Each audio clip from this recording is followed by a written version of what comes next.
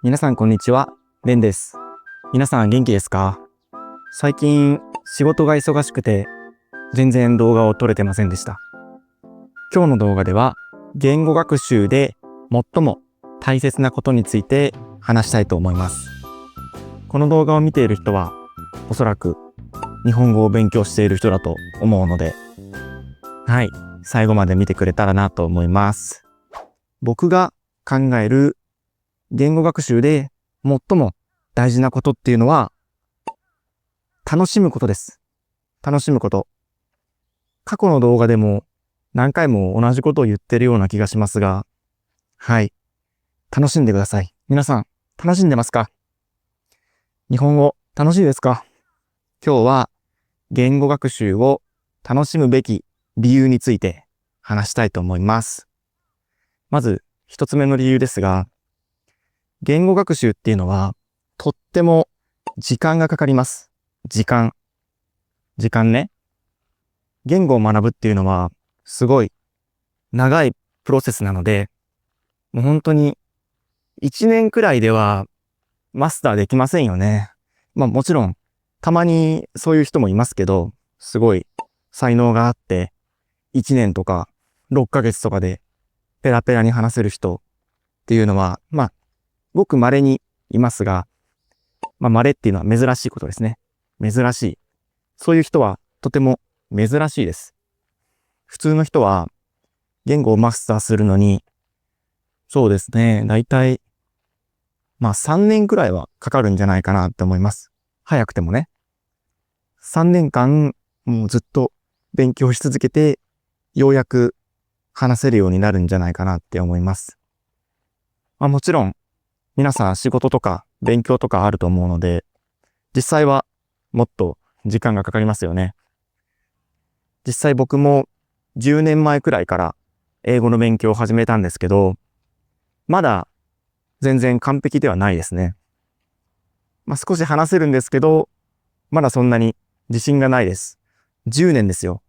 10年間勉強してきて、まだそのくらいなんですよね。全然ネイティブのようには話せません。特に日本語はすごく難しい言語なので、マスターするのに時間がかかります。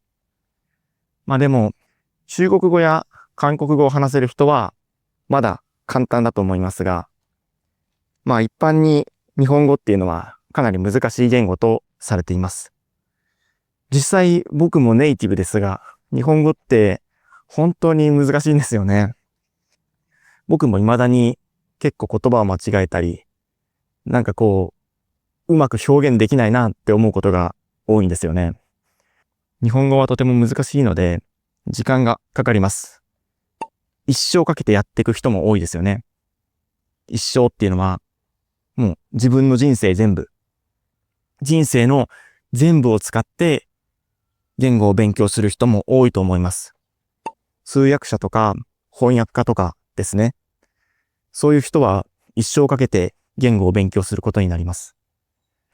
何が言いたいかっていうと、言語学習はとても時間がかかるので、楽しみましょう。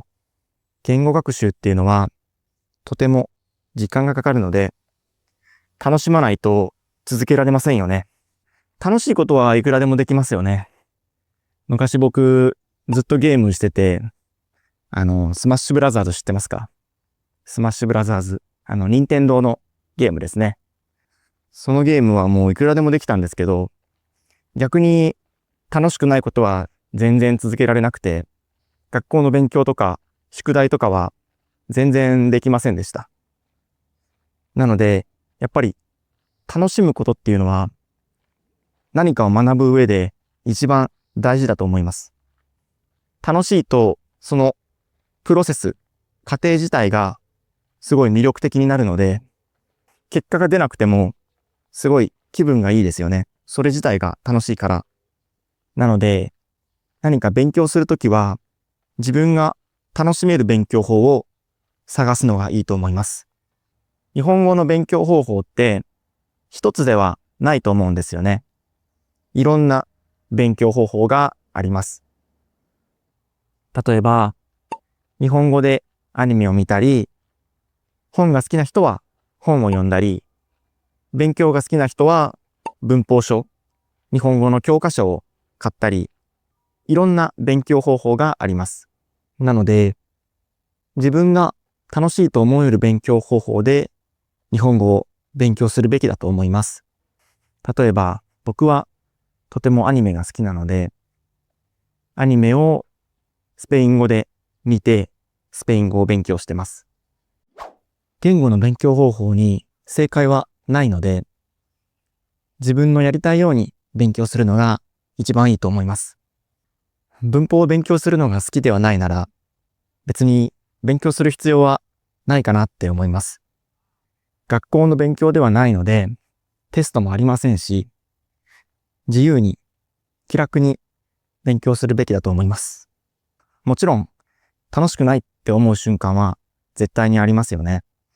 僕もスペイン語を勉強してますが、リスニングはできるのに、話すことが全然できなかったりすると、本当に苦しいですよね。楽しいばっかりではないですよね、本当に。そういう時も自分が楽しめる勉強方法を探してみるといいと思います。言語を勉強するのは本当に時間がかかるので、自分が楽しめる方法、自分が勉強を続けやすい方法を探してみてください。僕の動画が皆さんにとって楽しめる動画であることをすごく祈っています。僕のチャンネルでは日本語を楽しく勉強するための動画を作っていきますので、もしよかったらチャンネル登録お願いします。別に登録しなくてもいいです。